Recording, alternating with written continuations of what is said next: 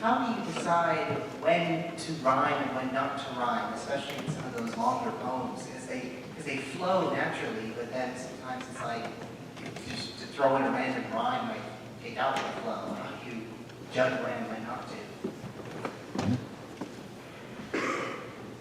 I mean, I guess the real answer is it's sort of intuitive.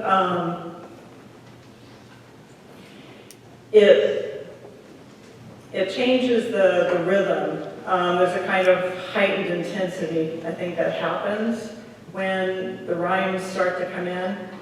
So there really is an in rhyme in the poems, but as you caught, there is a lot of internal rhyme. And I do feel like when it's emotionally getting more intense, that the music actually comes in stronger. It's part of the intensity I think I'm feeling in the speaker's voice at that point. Thank you. Any other questions? I have one, but I'm really loud, so I don't mind asking. When you read, do you practice how you want it to sound?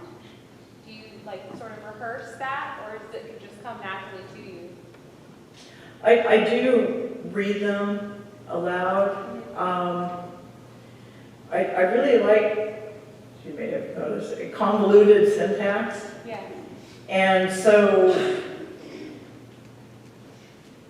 if I'm not thinking about what I'm reading, I could sort of space out and then it could kind of get lost there. And so like if it's been a long time before or since I have read poems from a particular book aloud, I will reread them to make sure I remember how the syntax goes.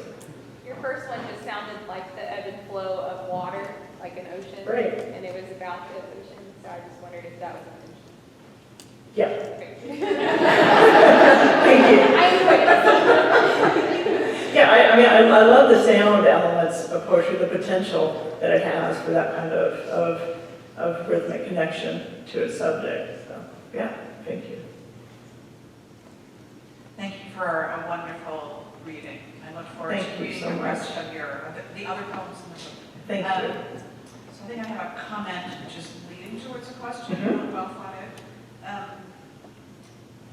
Overall, it seemed as I was listening to it that it was really a cautionary tale towards the environment and how we're treating it. So beginning with talking about the destruction and the death of the corals over the next while. And then on your third poem, you put white, which was very evocative to me of coral bleaching. And what happens if we don't take any action? Moving into the Judas Goats, which is a really interesting story because ecologists and biologists were trying to stop the goats from killing all of the magnificent Galapagos tortoises.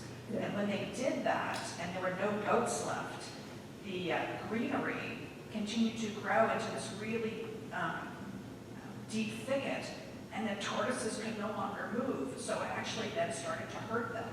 So it started this. So another tale, an example of well-meaning effort. So I think what I was really looking for that point was hope. And why did you give me hope for the world? There was no hope. And so my question then to a poet is, do you, as you're writing and the collection is beginning to develop, are you aware that what you're doing is talking about environmental influences and where the world will go if we don't take action? Yeah, I think for a while I was just writing individual poems, and I mean, I've always been very interested in environmental things and in particular creatures and plants and such. But yeah, probably a third of the way into the process, I started realizing connections between the poems that I was writing and began to sort of write more towards the connection that I saw. And actually, the connection that I noticed was that there was the environmental violence, but there was also sexual violence. And the book shows how those come together. And so even in the persona poems with the Judas Goats and the tongue-eating louse, you get that sense, I think. And there are other poems in the book that more directly deal with sexual violence. There was an article not too long ago in the New York Times, and there had been scholarship before it, but it's kind of been more widespread now, that there is a correlation in misogyny and climate change denial. And so it's really interesting how that kind of disdain for the other, right, how that connects in those ways. And I mean, I think it's important to talk about those things. There are other poems in the book that deal with my own sexual assault when I was a teenager, as well as that of others. And I think it's important not to hide from those truths and to see the linkages as well.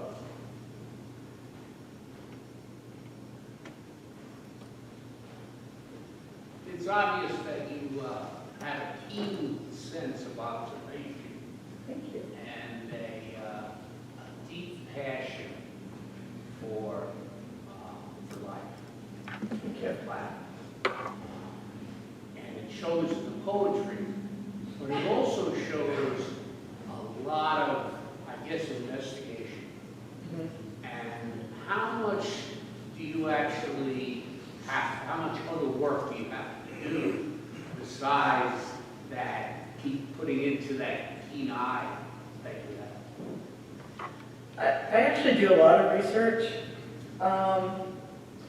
Like the Marine Iguana poem, for instance. So I did go to the Galapagos and spent a lot of time hanging out with marine iguanas, which are awesome. I recommend it, most definitely. But then when I came back, I read a lot. I read Darwin, I read stuff about different discovery journals, what people wrote about seeing the marine iguanas, and so on.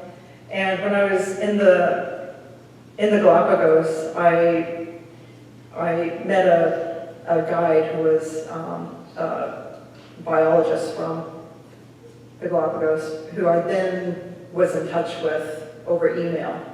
And I asked him lots of specific questions, like, okay, so the bones of the marine iguanas there, those would have been the ones that died from El Nino, right? And so we talked back and forth about all that kind of thing. In fact, I thank him in the book. It's very helpful.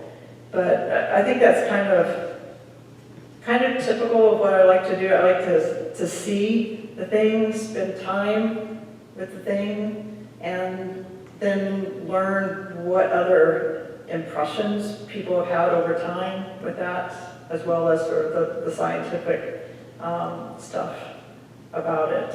So I love doing research and bringing that together with observation. Thank you.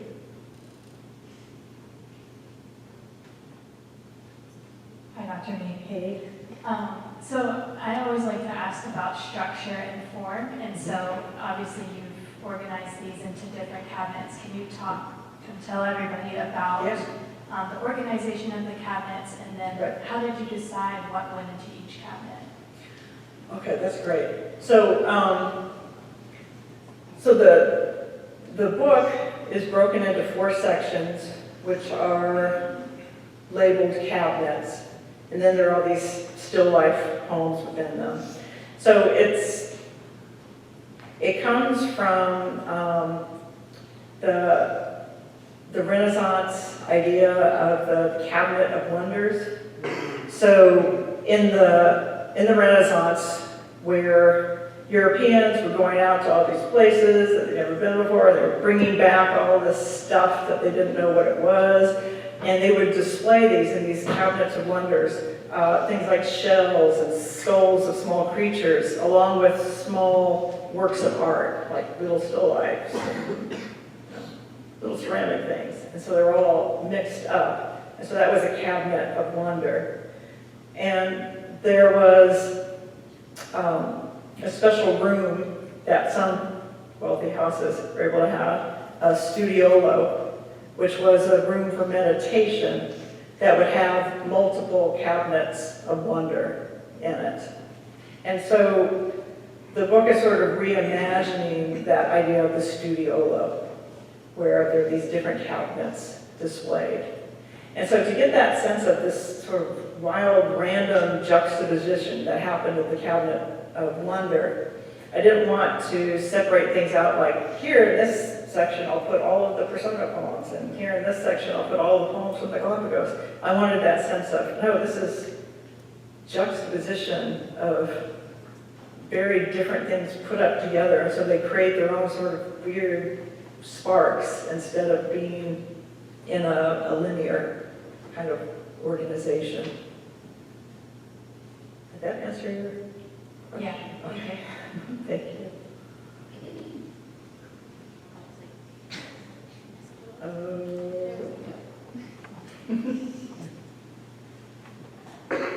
Okay, so there's sort of two questions stacked on top of each other. The first is, how do you find inspiration for your poems? Because they're all unique, and yet they capture sort of a facet of something very important. And then the other question is, how do you know that they're yours to write? And I guess what I mean by that is, it's like, I don't mean that in like a you're taking possession of it sort of way. It's like there are some subjects that have been written so much about that it feels like you have to make an effort to say something that hasn't already been said. So how do you know when you're repeating someone else, and how do you find inspiration? I think you find inspiration just by what strikes you, what catches your interest. I don't think that you can know if it's original in that kind of way, that nobody's thought of it or done it. And I don't think you can worry too much about that. I think you just follow what pulls you, and you give your attention to that, and you give it what you can, and then it's out there in the world. Or maybe somebody else will say, oh no, that's not original or whatever, but I don't think that you can let yourself worry too much about that. I think sort of being in the process instead of thinking too much about the product helps that. And chances are, if you're writing about something that you're really excited about and you're looking at that thing, you're not going to say it in the same way that somebody else said it. It doesn't matter that 1,000 other people have written poems about green iguanas or love or whatever. Every poem is going to be different anyway. So you just write and trust that process.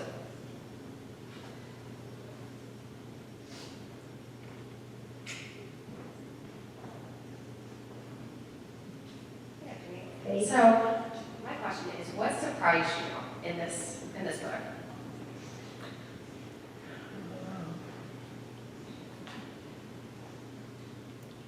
Well, I wasn't expecting the sexual assault to come up when I was writing the first poems, and for that to all be wound together.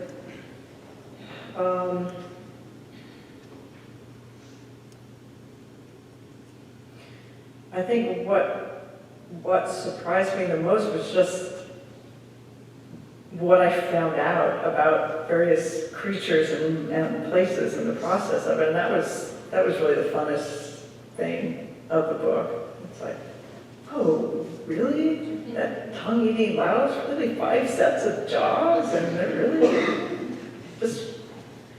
lives there and eats with the fish forever? Not forever. I mean, all that stuff is just so amazing, and so I love being able to write about those things. So those things of the world surprise me more than my poems surprise me.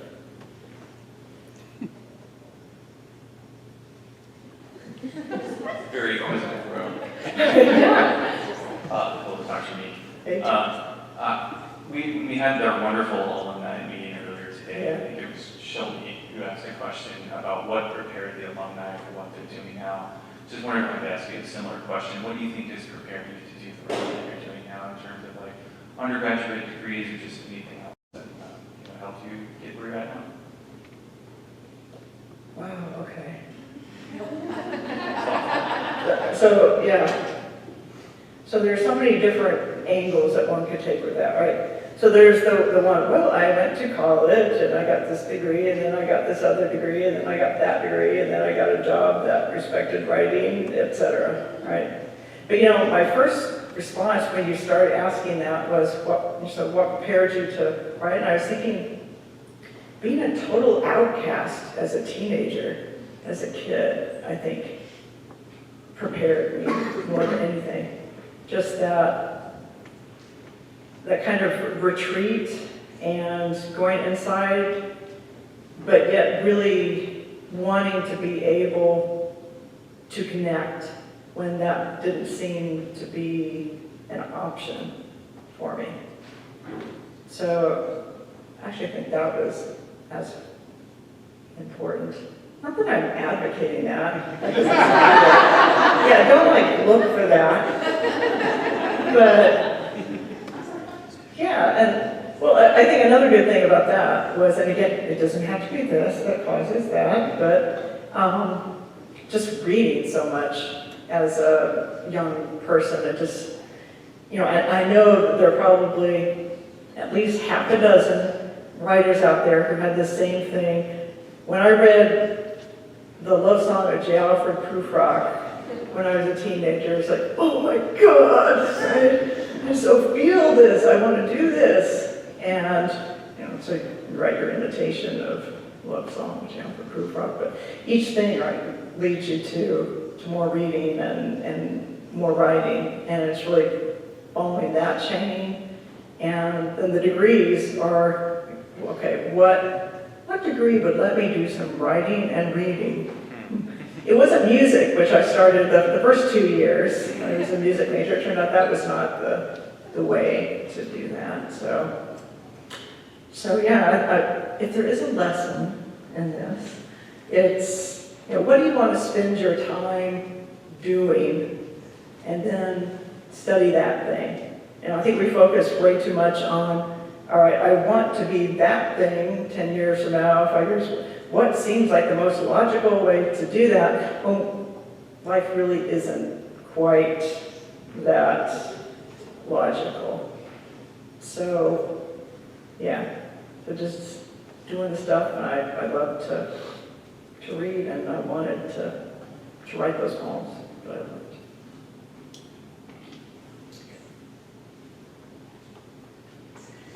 The article on the paper today, you're reading, talked about your interest in colonial literature, colonial pleasure, and its presence in so many of your poems. I think it's there in these poems as well. Oh, yeah. Could you expound on that? Yeah, so I was in the Peace Corps in Botswana in Southern Africa, 1989 to 1991. And that just was revolutionary for me. I had never studied post-colonial literature, African literature, Asian literatures, etc., in college. And so from that, I got very interested in colonialism and just the incredible destructive force that colonialism is. And, it's not over. And it's connected to global warming. You know, we think that there aren't these connections, but like, for instance, right now in Zimbabwe, they're having a drought-induced famine. And when I lived in Botswana, we went to Zimbabwe on vacation because it was this lush green place, right? It's not the Kalahari Desert. It's not supposed to be a drought place. It's that way because of climate change. It's that way because of rich countries that haven't cared, right? It's no different, I think, than the whole enterprise of colonialism that set about destroying Africa through slavery and mass murder and et cetera, et cetera. It's still going on. I'm not sure if that fully addressed. Well, of course, the cabinets of wonder are very much connected to colonialism, too. These objects that they were collecting from new worlds, right, that they discovered with no sense of that these were places that they were invading and taking stuff from. And so that sense of the violence of colonialism, I think, is there in the cabinet of wonder. But at the same time, survival is there in the cabinet of wonder, too. So, you know, it's all mixed up there. Thank you.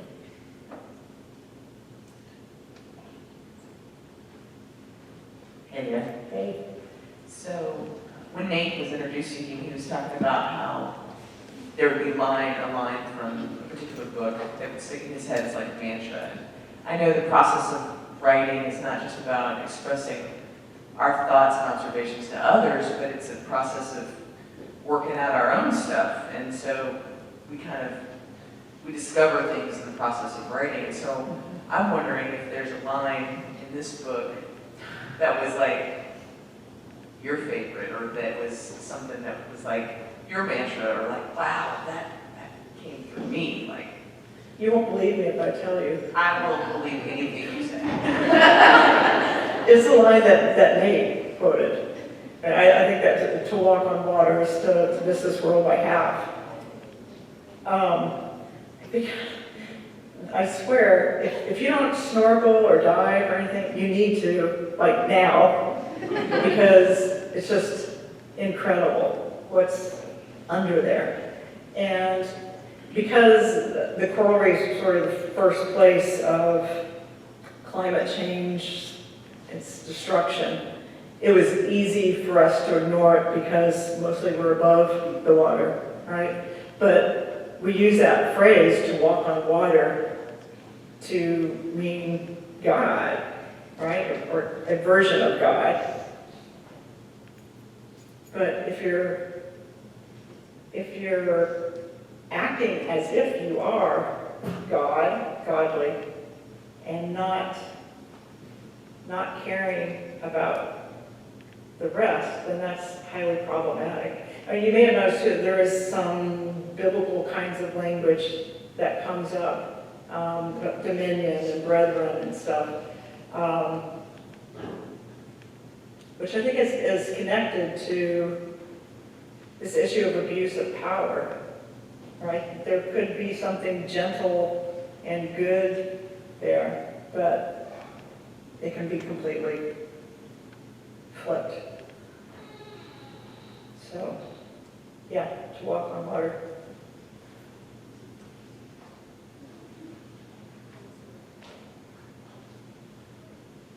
Hey, I have a follow-up question about your research. So you're clearly super curious. It comes across in your poetry. Have you found that your poetry fuels your research, or vice versa? Or is it just a happy coincidence that you're really good at both? Oh, thank you. I think it is kind of a circle, you know, like sometimes I'll just hear something, like, I'll hear a story on NPR, or say something in the paper, or whatever, and I'll just be curious about it.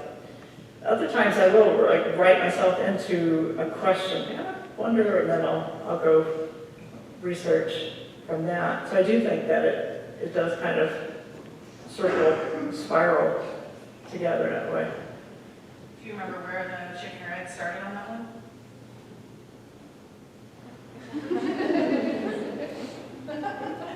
No. It was a long time. So you said you didn't anticipate writing about the sexual assault. Yeah. Was the trauma of sexual violence already there in the poems, or was that kind of like an aha, like this is here, let's explore this and see how it fits in? Yeah. So there's a poem that's the first main poem of the book, Still Life with Dysphonia. That was one of the earlier poems that I wrote. And I mean, when I was first writing these two, I was really thinking about juxtaposing things, thinking about the Cabinets of Wonder, like within a particular poem, just putting together all this stuff. And so it's a very compressed poem of all these different elements. And so Dysphonia, I think I know I was interested in that because that was something that I suffered from. So dysphonia, I know there's a physical dysphonia, there's a psychological dysphonia. It can be, the psychological dysphonia can be caused by trauma or anxiety disorder. And so I had dysphonia, and in fact, the first year that I was teaching at Berry, I could hardly speak because of the dysphonia. And so I was thinking about that, which was anxiety disorder induced. But after the poem was done, I thought there are these troubling images in there that do seem like violence, like a sexual violence. And of course, dysphonia can result from the trauma of sexual assault. So that was one thing that came up. And then there was also just a life reality. The person that I was close with had recovered memories late in life of his father raping him, which is part of that poem.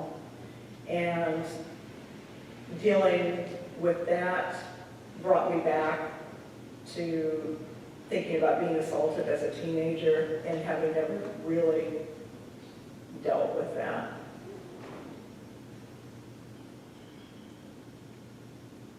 Now I forgot where the question began, so I don't know if I answered it. I mean, yes.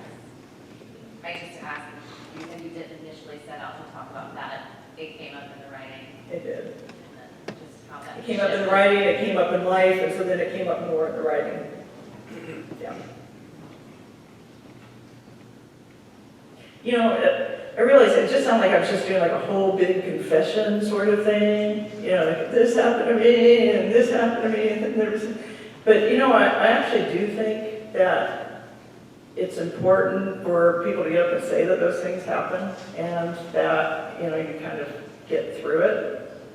So there was a point where I couldn't speak, like I could not project a sound, and things are better, you know? So, and I know that there are people out there that also have anxiety, depression, that things do get better. I think it's important to remind each other of that. All right. Okay, one more question. I'm dreading this, but never asked it. Hey. So you'll have to forgive this question. However, it's a tradition that began when Jericho came to campus in 2016. So, what are your opinions on Beyonce? You know, first first of all, I can't answer it the way that everybody else did because I've heard this question being asked, so I just have to tell you that I'm cheating, right? I thought about that. I said, what? Should I research Beyonce and just come up with something really like, oh. And I thought, no. You know, the thing that's so interesting about that question is the way that you all have made this a kind of ritual connection between you. That I think it was Avery that asked Jericho that question. And that was, when was that, Jericho? Like 3 years ago, 4 years ago, you were here the first time? 3 years ago. And then you all have continued at every reading since then. And so what I think about Beyonce is that it is awesome that there's something about her that connects you all enough that you want to connect with each other and keep each other alive in the room, even though we've gone on to other programs and places. So